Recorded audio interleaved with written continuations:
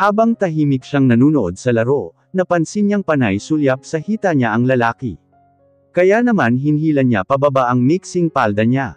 Sa kabilang table ay nandun si Loren, kinindatan siya nito nang magawi ang tingin niya dito. Pasimple siyang ngumiti dito. Napansin niyang dama-dami ang tao sa kasino. Lahat sila may mga kaya sa buhay, at mayayaman na walang magawa sa pera. Kapag naipanalo ko ito Mr. De La Fuentes sa akin iyang checks mo. Ngising sabi nito. Nakita niya ang pagnanasa sa mukha nitong nakatingin sa kanya. Sige, pero kapag naipanalo ko ito sa akin lahat ng pera mo at ang buhay mo.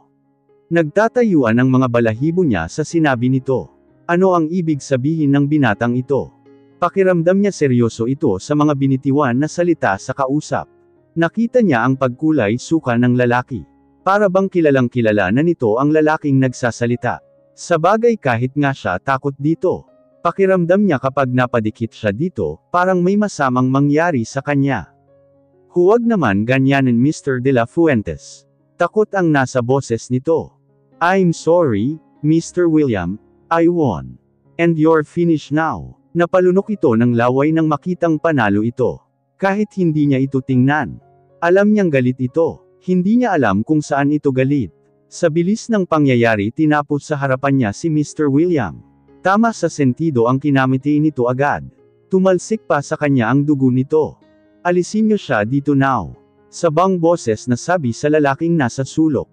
Humingi ito ng tisyo sa kasama nitong lalaki. At basta lang siya pinunasan, ayaw niya sana pero hinawakan siya nito, kaya hindi siya nakagalaw. Lahat ng tao nasa loob ng silid ay walang nakakilos. Saglit lang sila nagulat sa pangyayari, pero muling binalik ang atensyon sa laro. Pakiwori niya sanay na ang mga ito sa ganitong eksena. Maya-maya lang ay may pumasok sa silid, kinuha ang bangkay na nasa sahig. Pagkatapos may pumasok na mga babae, para linisin ang dugo sa sahig. Tila mga sanay na ang mga ito. Bakit ganun siya magsalita, at basta na lang tumapos ng tao sa harapan ng mga nakakarami, na walang takot kumitil ng buhay. Sorry, he made a mistake. Kalmadong sabi nito. Nakaramdam siya ng takot dito. Don't be afraid, because I am kind to you and generous. Bulong nito sa kanya, nang wala na siyang maatrasan, at napansin niyang may isa pang silid at pumasok siya roon para umiwas, pero isang pagkakamali ang ginawa niya. Wala siyang matatakbuhan pa.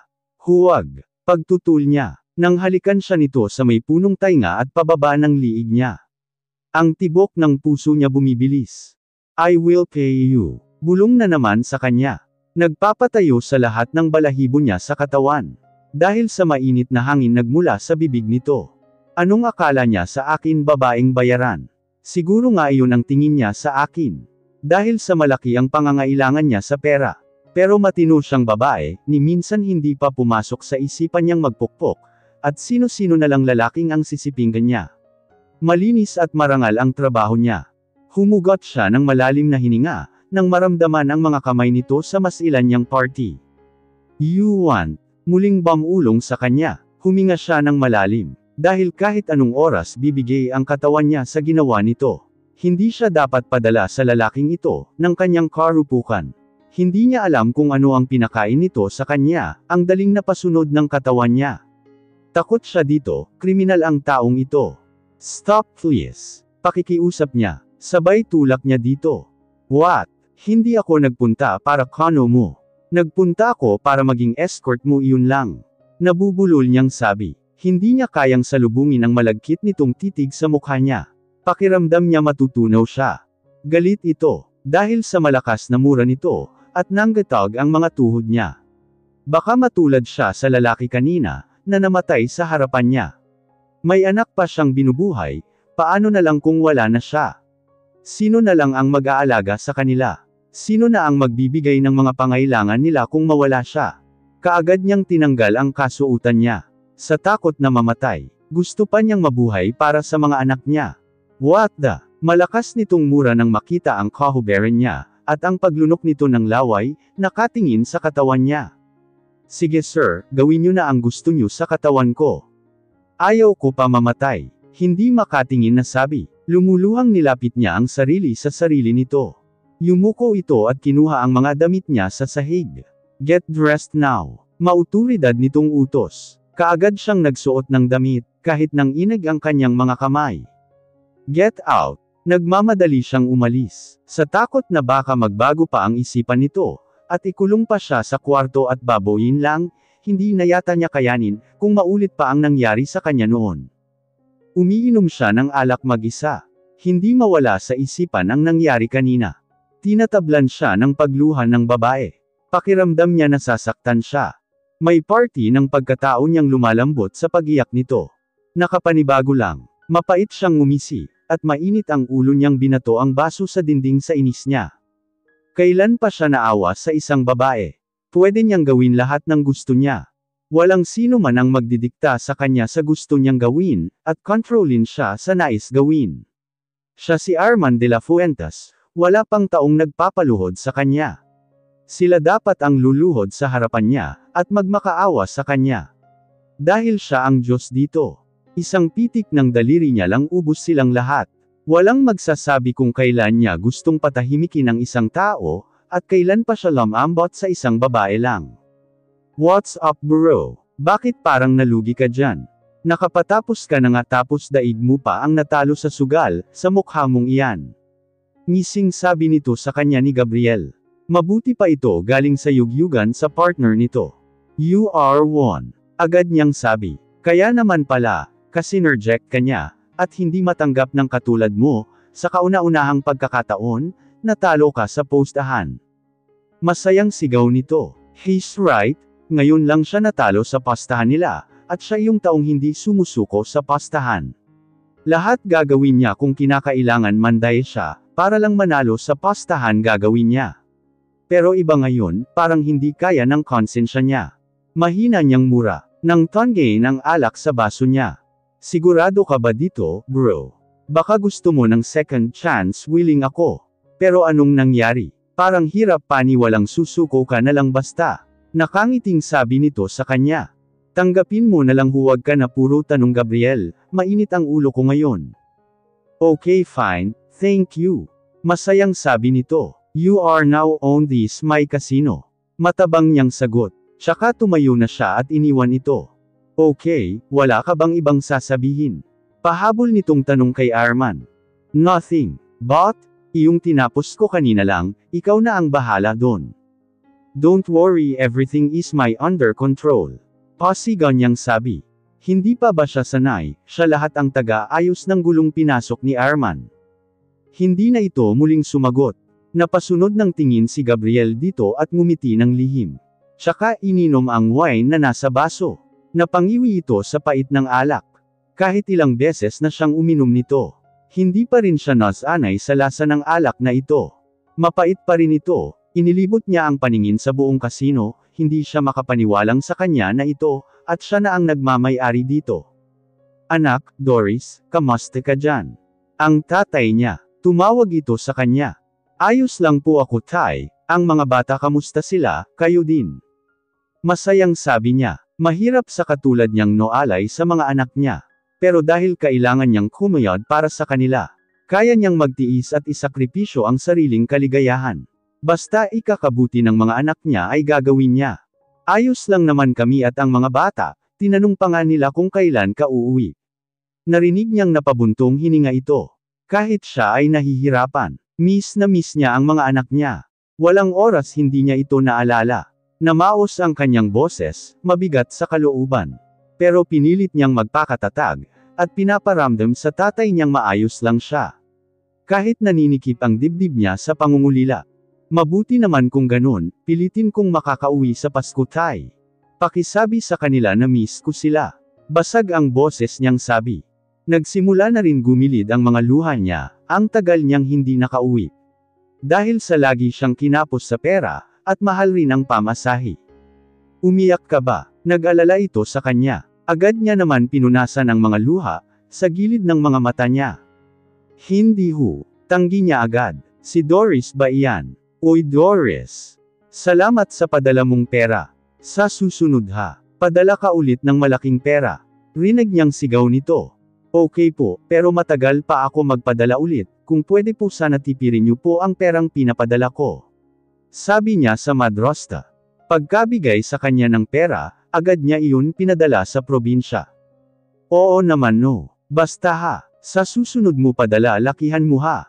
Alam mo naman walang trabaho ang tatay mo, at ang mga anak mo malakas kumain, isa pa yung dalawa mong mga kapatid nag-aaral rin, sa akin kumukuha ng pamasahe pagpapasok sa eskwelahan.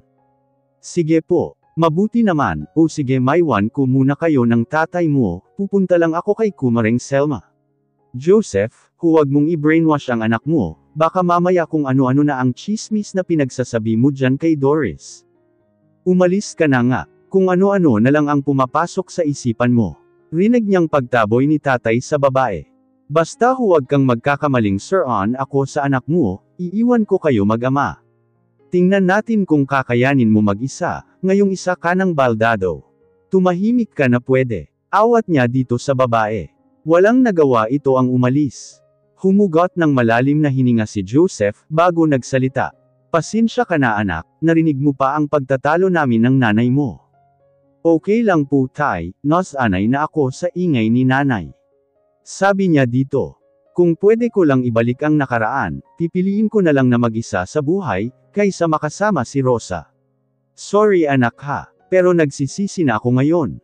Narinig niya ang pagsinok nito. Okay lang tay, malalagpasan rin natin ito. Sabi niya.